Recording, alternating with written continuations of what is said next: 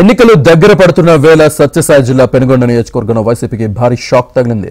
గోరంట్ల మండలం వైసీపీ మాజీ జడ్పీటీసీ ఇంద్రకుమారుడు సుబ్బారెడ్డి ఆధ్వర్యంలో పలు పంచాయతీల నుంచి 150 కుటుంబాలు వైసీపీని వీడి టీడీపీలో చేరాయి. వారికి పెనుగొండ పార్టీ కార్యాలయంలో ఉమ్మడి ఎమ్మెల్యే అభ్యర్థి సవిత కండువాలు వేసి పార్టీలోకి ఆహ్వానించారు.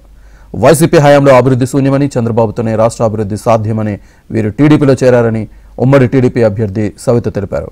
పార్టీ శ్రేణులు పెద్ద సంఖ్యలో ఈ కార్యక్రమంలో పాల్గొన్నారు.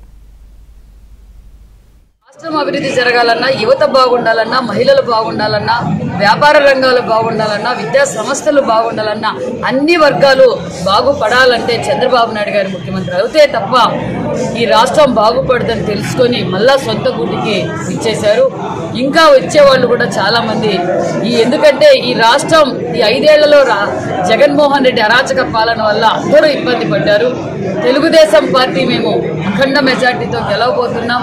తెలుగుదేశం, జనసేన, బీజేపీ 3 ప్రభుత్వాన్ని మేము ఫామ్ చేయబోతున్నామని ప్రజలకు అందరికీ అర్థమైపోయి వైసీపీ పార్టీ వాళ్ళు మా కార్యకర్తలను, మా నాయకుల్ని బెదిరించాలని కూడా చూశారు. కానీ మేమేం బెదిరే పని లేదు. అదరం బెదరం తెలుగుదేశం పార్టీలోకి మేము వెళ్తున్నాం. తెలుగుదేశం పార్టీ సవితమ్మకు, పార్థసారథి గారిని అఖండ మెజార్టీతో గెలిపిస్తామని కూడా స్వచ్ఛందంగా వైసీపీ